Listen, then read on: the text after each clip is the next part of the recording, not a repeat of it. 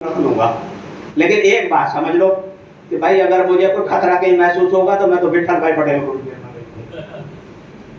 ये सरदार वल्लभ भाई पटेल तो देश की एकता के लिए कोई समझौता नहीं है। कश्मीर की बात कर रहे थे बहुत कम, क्योंकि ये एक सच्चाई है कि सरदार पटेल के व्यक्तित्व को, सरदार पटेल के विचारों को और सरदार पटेल के बड़े से बड़े कामों को छिपाने की और उनको जो है सामने एक प्रयास हुआ है। इसमें क्यों छुपाना आज इस देश के लिए। तो अब कश्मीर की बात आई, रक्षा कमेटी की मीटिंग हुई थी दिल्ली में 26 अक्टूबर, मेहता जी 26 अक्टूबर को जब महाराजा हरि सिंह ने साइन किए और दिल्ली वो आपके आया अपना लेटर अपना मर्जर का, तो दिल्ली में रक्षा कमेटी की मीटिंग हुई। ऐतिहासिक सत्य है, उसमें पंडित जवाहरलाल नेहरू, माउंटबेटन हमारे गवर्नर जनरल थे, वो रक्षा मंत्री और चीफ एक आर्मी स्टाफ होते थे वो जनरल रायभूषण, थल सेना के अध्यक्ष थे जनरल रसेल, ये सब रक्षा मंत्री सरदार बलदेव सिंह और उनके रिप्रेजेंटेटिव के तौर पे बख्शी गुलाम मोहम्मद जो दूसरे मुख्यमंत्री थे जम्मू कश्मीर के, ये सब मौजूद थे। बड़ी हालत खराब थी, लेकिन कुछ नहीं, सन्नाटा छा गया। ये वो कहते बख्शी गुलाम मोहम्मद। और जो ये दो खंड है ना आपके वी शंकर के, जो दुर्गादास वाले, उनमें सब वर्णन दिया लोग उन्होंने विद्याशंकर ने, तो उसमें ये आई पंडित जी अधीर थे। उन्होंने कहा, रायभूषण कहने लगे कि ये तो हमारे पास तो युद्ध सामग्री नहीं, हम कैसे करने रक्षा। आ गए कबायली श्रीनगर तक आ गई, स्थिति आ गई। माउंटबेटन की सिंपैथी, उनकी सहानुभूति कश्मीर उनकी तरफ थी, पाकिस्तान की, ये उन्होंने कहा ये सही है। और उन्होंने कहा कि अंतरराष्ट्रीय क्षेत्र में भी बहुत बदनामी होगी। अब जब अंतरराष्ट्रीय क्षेत्र में बदनामी की बात आ गई, पंडित जी और मौन हो गए। ये उनका कहना, कोई बात नहीं। तो उन्होंने कहा कि जो मैं कश्मीर जाऊं कि नहीं जाऊं वापस, ये क्या स्थिति आ गई यहाँ रक्षा कमेटी में दिल्ली में। तो थोड़ा ऊंची कुर्सी पे, क्योंकि स्वास्थ्य ठीक नहीं रहता था 2 साल 3 साल बाद सरदार का, तो कहते कि एकदम से थोड़ा सरदार वल्लभ भाई पटेल अपनी कुर्सी से हिले, जैसे बिल्कुल एक शेर है शांत बैठा है, लेकिन एकदम वो हिले। और हिलने के बाद क्या हुआ, एकदम भारी आवाज में, क्योंकि आवाज अच्छी थी सरदार की, हिंदी चाहे अच्छी नहीं बोलते, लेकिन इंग्लिश का तो वो सरदार पटेल की कोई जवाब ही नहीं। पत्र व्यवहार देखो कितनी बढ़िया अंग्रेजी सरदार ने, उन्होंने हिंदी में बोलूंगा, उन्होंने कहा सेनापतियों सुन लीजिए, ये सरदार के शब्द हैं, आपके पास युद्ध सामग्री हो या नहीं हो, कश्मीर को बर्बरता के सामने नहीं छोड़ा जाएगा। आपको जो करना हो करना है, कश्मीर को बचाना है, कश्मीर को बचाना है, कश्मीर को बचाना। 3 बार उन्होंने ये दोहराया शब्द। ये जो आतंकित हो गए सारे महासेनापति, इनमें से कोई फिर आपत्ति करे, सरदार कुर्सी से खड़े हो गए। सुबह आपको युद्ध सामग्री और विमान मिलेंगे तैयार, जाइए कश्मीर को बचाइए, जितना बचा है सरदार की वजह से ऐसे बचा है। और इसके आगे की बात जो पता ही नहीं है लोगों को, मूलशंकर भट्ट उनके साथ काम करते थे, जो डिप्टी सेक्रेटरी थे, बहुत अच्छे मित्र भी थे।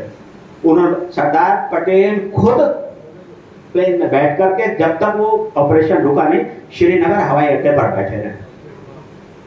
क्या उस आदमी को जान की परवाह थी देश के आगे सब। ये एक समझने की बात है, देखने की बात है। हैदराबाद का है, हैदराबाद का सब लोग जानते हैं, लेकिन ये बात है कि उनकी दृढ़ निश्चयता, देश के एकता के लिए प्रतिबद्धता, उसका परिणाम है हैदराबाद ऑपरेशन पोलो। वरना तो बात क्या है कि भाई वो तो यूनाइटेड नेशन में ये भी चला गया था। मेहता जी आपको तो शायद पता होगा, हैदराबाद भी यूनाइटेड नेशन में चला गया था, लेकिन जब मर्जर हो गया, जनरल चौधरी ने सब कर लिया, उसके बाद वापस लिया। और जूनागढ़ की स्थिति है वो सब हम लोग जानते ही हैं। तो मैं ये बात कहता हूँ, तो राष्ट्रीय एकता के लिए उनका यज्ञ और उनका पुरुषार्थ ये बहुत बड़ा है। उनके विचार बिल्कुल प्रगतिशील हैं, ये बहुत प्रचार हुआ इस देश में। अब नहीं होगा, ना होने देंगे, ना होने देना चाहिए, हम सबका दायित्व है। क्योंकि भारतीयता, भारत का राष्ट्रवाद और एक परिपक्व राष्ट्रीय राजनीतिक सोच के पोषक सरदार वल्लभ भाई पटेल थे। कोई किसी से दुराग्रह नहीं। आपने नेहरू का जिक्र किया था, मैं भी कर देता हूँ। एक सभा हुई बंबई में, बहुत बड़ी सभा हुई, 3 लाख लोग आए, पंडित जी भी थे उसमें और सरदार साहब भी थे। तो विंसेंट चीन ने ये पूछा कि सरदार साहब आपकी सभा में इतने लोग, मुझे तो ताज्जुब है, आश्चर्य है, तो सरदार का देखो जवाब कि नहीं, आकर्षक तो जवाहर का है, ये तो जवाहरलाल नेहरू के कारण आए हैं, ये सरदार साहब ने जवाब दिया। लेकिन कुछ ही दिनों बाद कलकत्ता की एक सभा हुई, उसमें भी जो मुसलमानों के लिए था, मैं उस पर आ रहा हूँ भी, 10 लाख लोग आए थे भी उसमें, कलकत्ता की सभा में। उस समय की दुनिया की सबसे बड़ी जनसभा कलकत्ता की सभा। लोगों के पास यातायात के साधन नहीं, पैसे नहीं। आज तो राजनीतिक लोग वो अपना पैसे दे के मंगवाते हैं, कचौरियों के पैकेट भी देते हैं, 500 1000 रुपए रोज भी देते हैं, लोग ऐसे जाते हैं, उनको छुपी हुई बात थोड़ी है। 10 लाख लोग आना उस समय कलकत्ता की सभा में, यातायात के साधन नहीं, लोगों के पास पैसे नहीं, वो दुनिया की सबसे बड़ी जनसभा थी सरदार की। या उससे पहले 3 4 5 लाख की कोई हुई है तो लेनिन की हुई है रशिया में, लेकिन सरदार की सभा नहीं। आज तो चाहे 1 करोड़ की हो जाएगा, आज की बात नहीं कर, लेकिन उनका फिर भी बड़प्पन था। अब बात क्या है कि देखिए, समय और परिस्थितियों की मांग के अनुसार चुनौतियां होती हैं, और चुनौतियों से और परेशानियों से कोई बच नहीं सकता। व्यक्तिगत से लेकर के राष्ट्रीय अंतर्राष्ट्रीय स्तर तक सब जगह चुनौतियां होती हैं। उन चुनौतियों का सामना, उनका निराकरण करना, ये हमारा दायित्व है। दायित्व और कर्तव्य निर्वहन की भावना अगर सीखनी हो तो सरदार वल्लभ भाई पटेल से सीखनी चाहिए। और बचपन से, मैं उसमें विस्तार में जाऊं तो मुझे कई दिन लग जाएंगे। मैं एक सीरीज बना रहा हूं, अभी 62 उसके एपिसोड हो गए सरदार के जीवन के, और 5-5 6-6 मिनट का, क्योंकि आज जो है ज्यादा पढ़ने की आदत नहीं है लोगों को, इस तरह के ज्यादा देखते हैं। 62 हो गए, लेकिन मुझे नहीं पता भी कितने जाएंगे।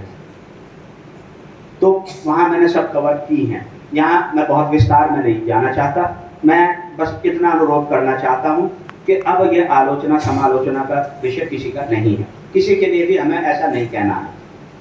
और सरदार के विचारों का अनुकरण, सरदार की छोड़ी गई विरासत का प्रतिबद्धता के साथ पालन, अब यह हमारा कर्तव्य है। हम इस दिशा में आगे बढ़ें और जितना भी हो सके वो हम करें। वो सरदार पटेल को सबसे बड़ी श्रद्धांजलि होगी, और साथ साथ इस देश के प्रति हमारे कर्तव्य निर्वहन का एक भाग होगा। मैं आभारी हूं फिर से आपका, आपने मुझे अपने मध्य आने का अवसर प्रदान किया। बहुत लंबा बोलता, लेकिन अध्यक्षीय स्थिति है मेरी, ठीक नहीं है।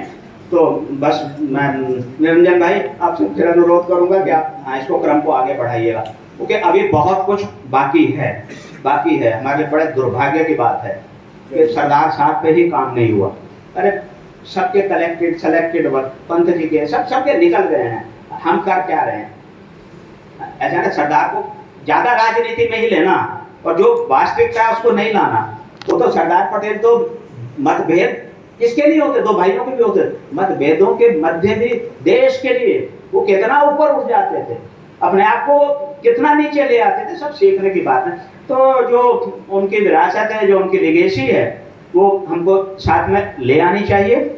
और मैं समझता हूँ कि उनके ऊपर जितनी भी स्थितियां हैं वो उन स्थितियों का निराकरण होना चाहिए। इसमें कोई दो राय नहीं है कि राष्ट्रीय स्वयंसेवक संघ के लिए उनको सॉफ्ट कॉर्नर था, ये कोई झूठ थोड़ा, ये बातें तो सही है।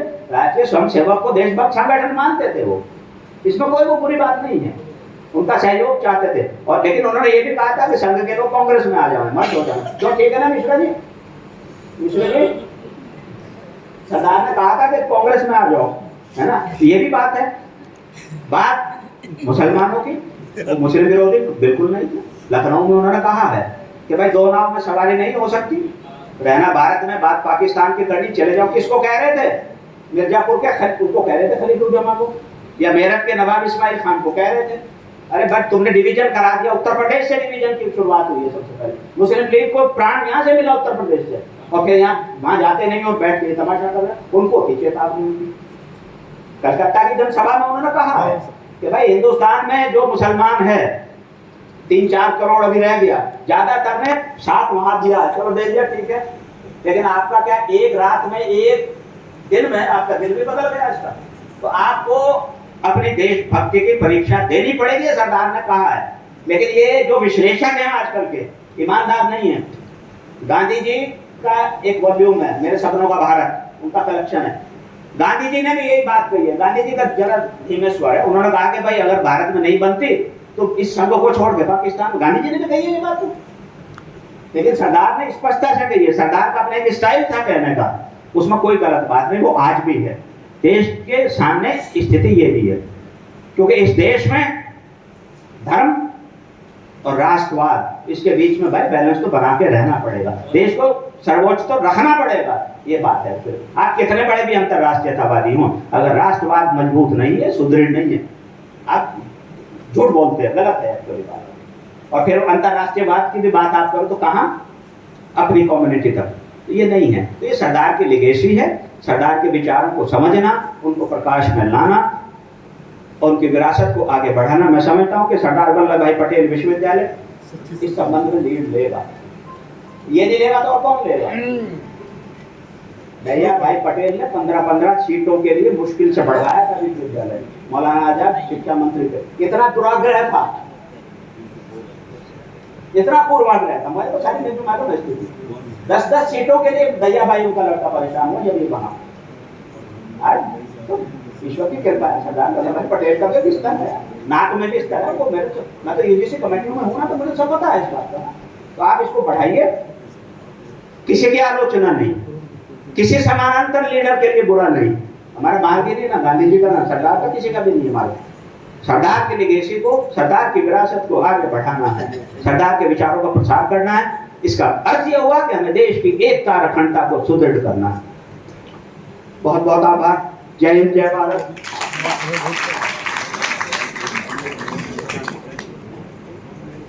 बहुत बहुत धन्यवाद सर, आपने राष्ट्रभाषा और राजभाषा के संदर्भ में सदैव सरदार पटेल जी के योगदान से लेकर उनके सामाजिक और राजनीतिक परिप्रेक्ष्य और उनके अवदानों को बड़े विस्तार के साथ चर्चा की।